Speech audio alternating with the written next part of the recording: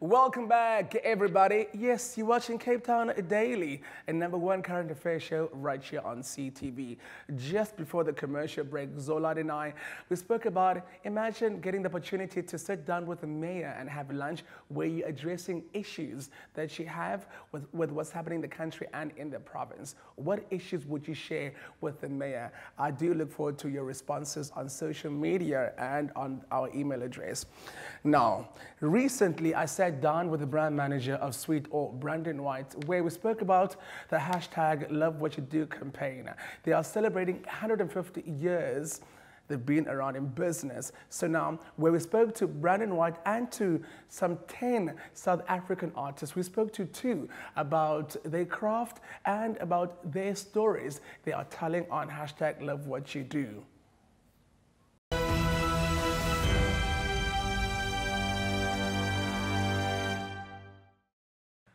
The Sweet Orr brand has been around for over 150 years, since 1871 to be exact.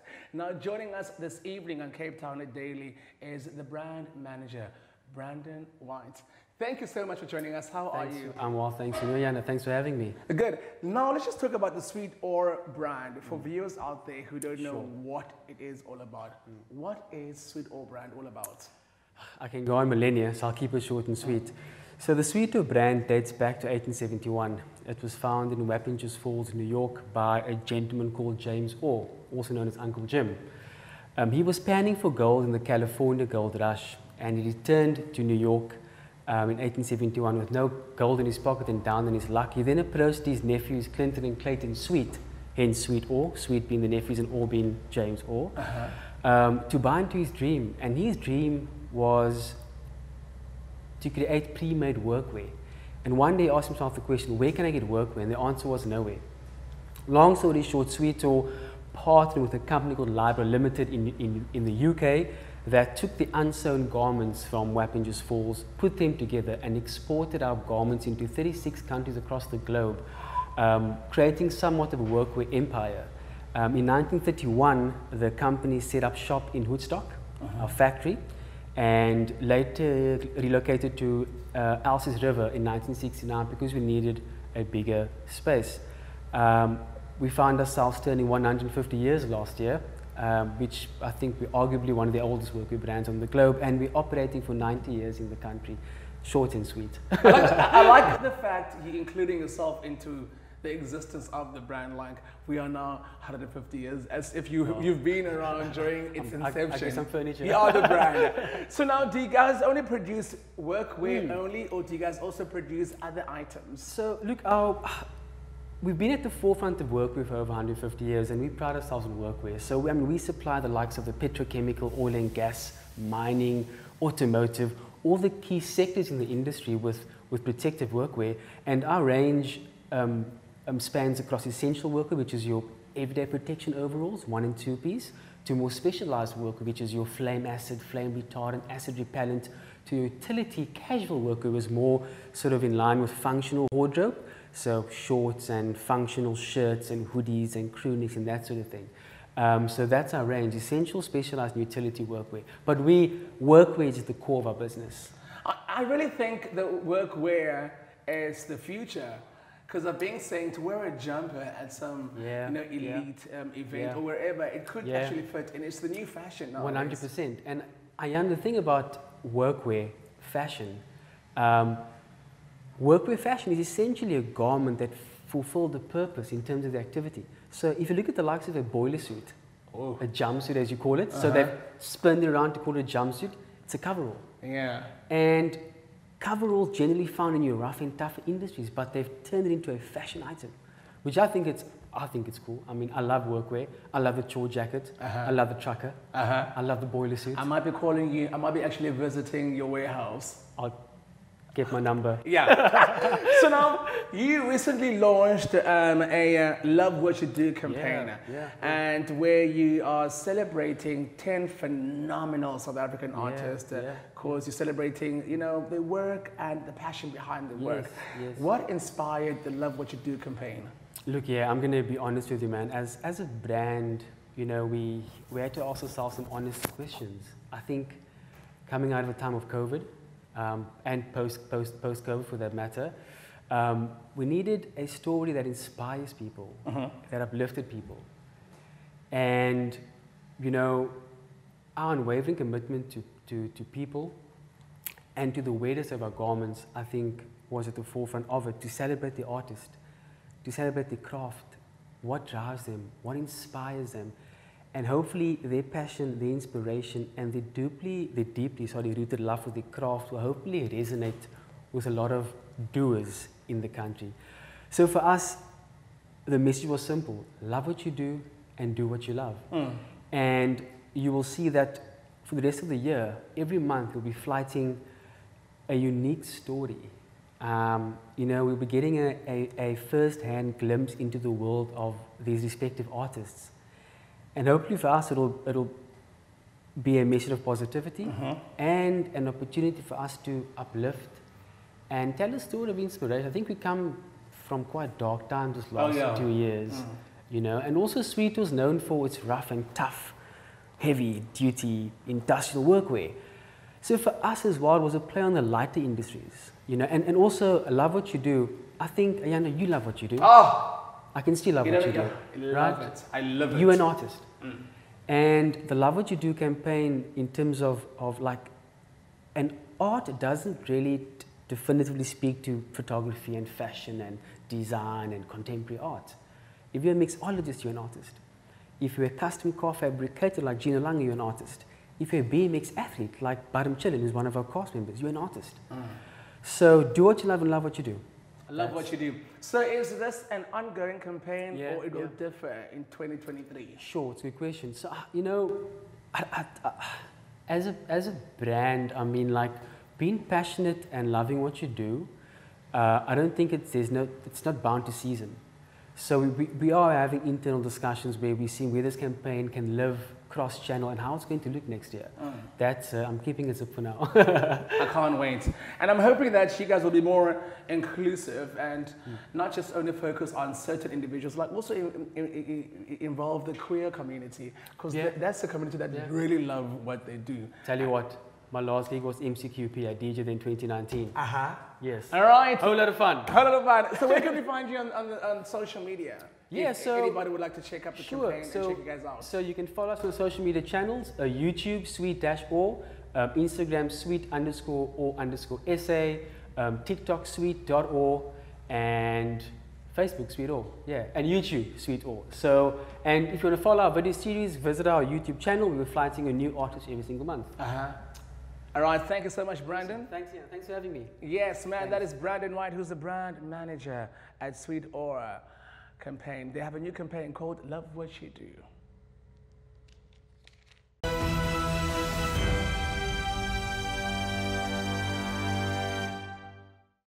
So we're about to talk about Love What You Do campaign, where Sweet Orr has partnered with 10 South African talented industry leaders, where they showcase their talent and get to celebrate their inspiring stories.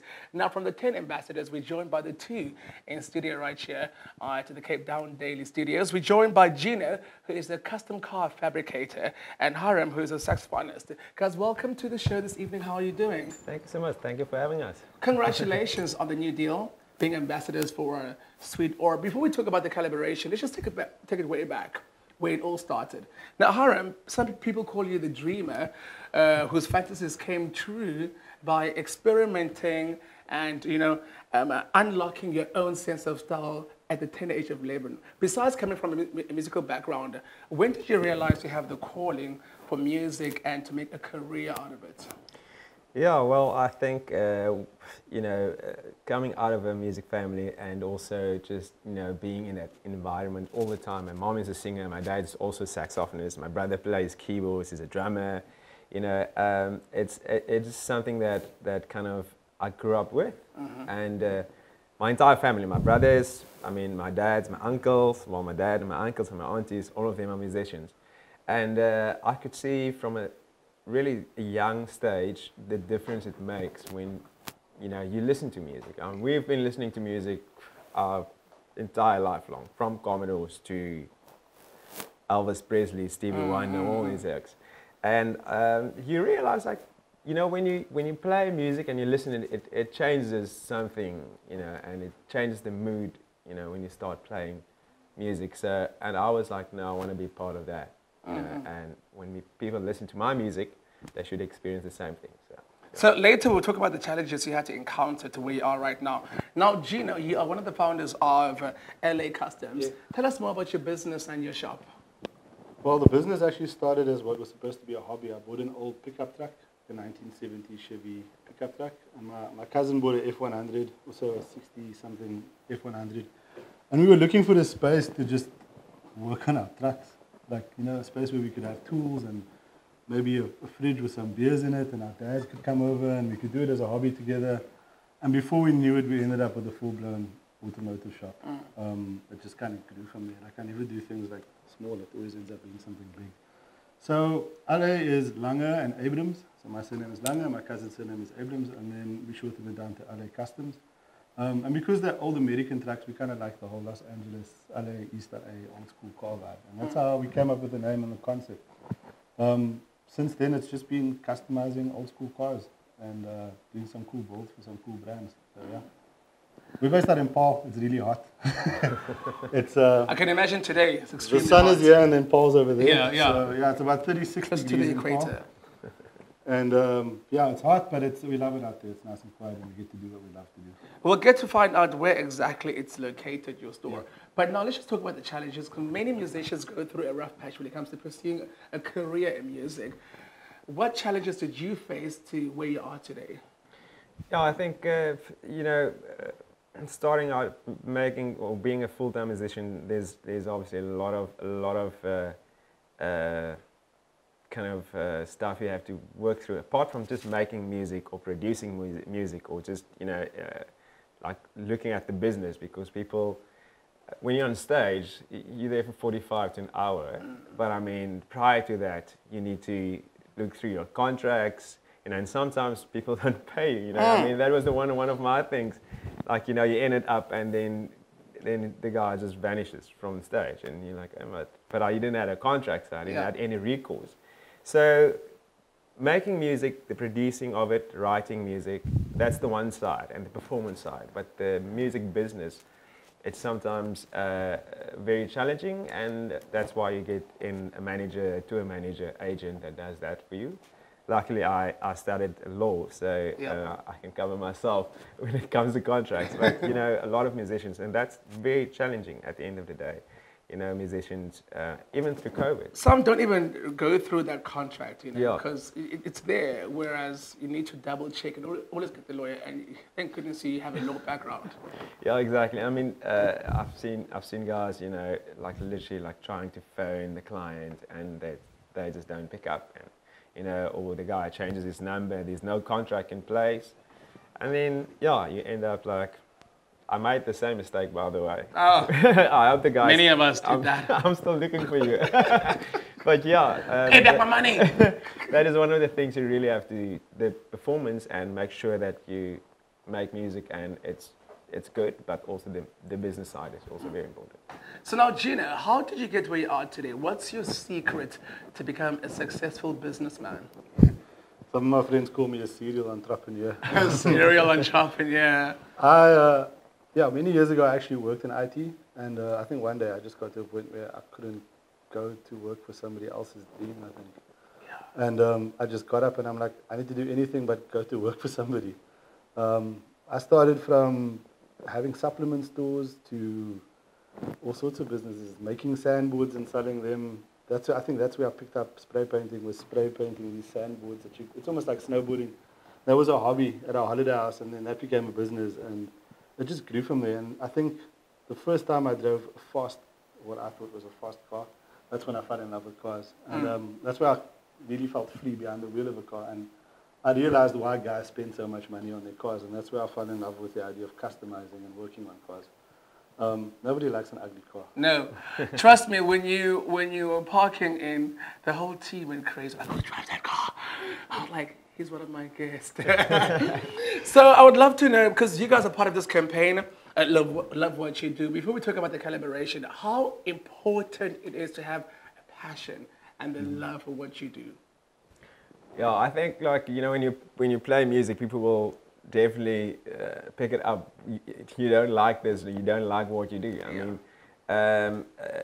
music. Unfortunately, you can't kind of like Gino said, like going to work but he was like, no, you can't do that. It's almost like it becomes a burden. And when you put passion and you love what you do, I love traveling as well. So we've traveled all over the world. That's the beauty of being a musician and an artist. You see different places, meet different people, and the whole package it's hard work though. Being on stage for an hour and a half, it is sometimes like people are looking at you. You need to produce, but then afterwards you sit backstage, drink a beer, and you're like, oh man, this is what I want to do. An hour? Are you sure? Exactly. Am I done? Yeah. So yeah, we really love what we do, and I think with Sweet Orr and Libro, it's exactly the same thing. They love what they do, and they kind of collaborated with people that really love what they do, and yeah, we're a mean team, definitely. And for you, Gino? For me, having a passion is, I think the other day a client walked into the shop and was standing in the middle of the shop, and he looked around and he said, how are you going to get through all of this work? And I looked around and I realized how much I actually had to do. And I said to him, well, I don't see it as like, I've got all of this to do. I just see it as, I can't wait to finish that on that car, and I can't wait to get this done on that. And it's really not about the money. It's more about, the joy and the passion I get. Money comes later. Money will come. Yeah. Like, money will come. But, I mean, if you love what you do, you'll never work a day in your life. That's the saying. I mean, like, I stand there in the shop, there's nights I'm spray painting till 11, 12 o'clock, and it's still hot. And you're sweating, and you get home, and it feels like you've got a heat stroke from the heat. But you do it, and at the end of the day, the next day when you deliver that vehicle, for me, I have a roller shutter door that goes up, and the client stands outside, and they see their car as the door opens up. And for me, that moment when they see it, the reaction, that smile on their face, that's everything to me. That's what I want to see. From the day they walked in with the car looking okay or ugly, to when it leaves and they smile, and it's just what they wanted. But just imagine waking up every single day going to work and you're not enjoying work. And you're there for 9 hours. It's like, but you just have to have the love and passion. So let's just talk about the partnership and how did it all start with Sweet Orr? Gino, for me, my cousin and I, my cousin comes from a clothing background, and we wanted to do a run of merchandise for our shop. And he started looking at different companies that manufacture, the people like Dickies and different brands, and we came across Sweet Orr, and both of us as kids, our mothers used to take us to Sweet Orr to their factory shop, because they used to manufacture jeans and sell it at the factory shop, like we're talking about 7, 8 years old. And we have this memory of going there where we used to go and buy our jeans. And he said, let's try Sweet Orr, because they make some cool stuff, they do stuff for cool brands. And it turned out that, the brand manager was at school with me, and he knew my cousin Bradley, and we got chatting, and he got excited about it, and he loved our shop, and he loved the concept we had, and from there we just started speaking and finding synergies between us. We want to bring the cool back into workwear, because I don't mind rocking this out most days, and we just want to bring that coolness back to the workwear brand and workwear, the whole workwear scene. In Japan it's big, like classic and vintage workwear is big money. Yeah. I mean, I was They're watching the frontiers when it comes to fashion. Yeah, exactly. So, I mean, it was a no-brainer for us. And yeah, well, I know the company very well. Denver, my cousin, is the MD for the company, and John Jacobs, is my uncle. But also, they've been, it's a family-owned company now, and yeah, Uncle John was just like, he's been celebrating 50 years with the company, and they're in existence for 150 years already. Woo! So, I mean, that is real passion, and that's real love. And I was like, when they phoned me, I said, yeah, anytime. I love your clothes, on stage. So, yeah, and that's just like, I could sense the passion, and, apart from them being family, they really love what they do, and they live with that company. And I was like, yeah, definitely, that's a good synergy. John's got such a cool story. Yeah. It is 150 years. My second last question is, what's your message to young, aspiring artists who would love to pursue a career in your different fields that you guys are in? Well, I think you really need to be committed to, to becoming the best musician or spray painter or businessman.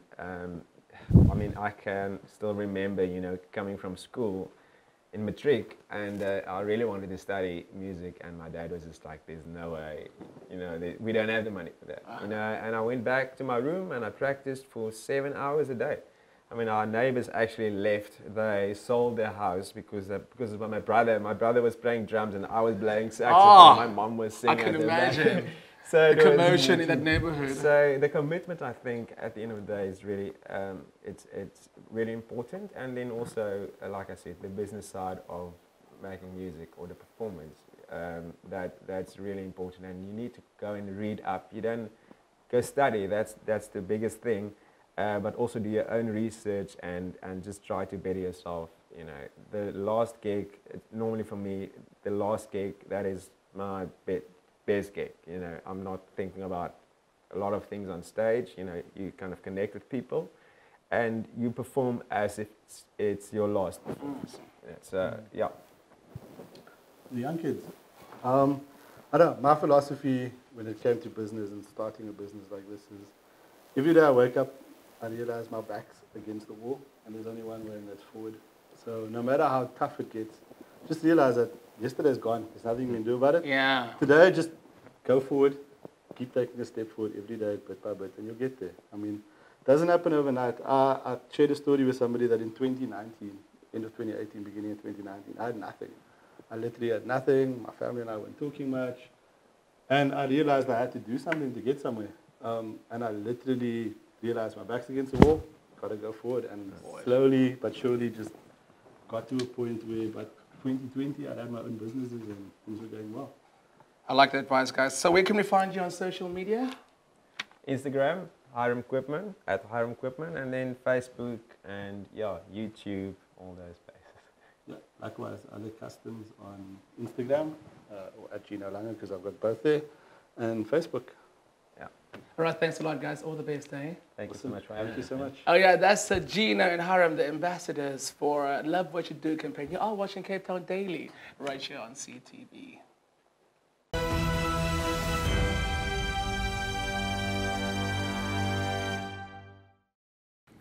Thank you so much to Brandon and to Gino and to Hiram for sharing those stories. Guys, make sure you do follow them on social media. # Love What You Do campaign. Right now, let's go for a commercial break. You're watching Cape Town Daily.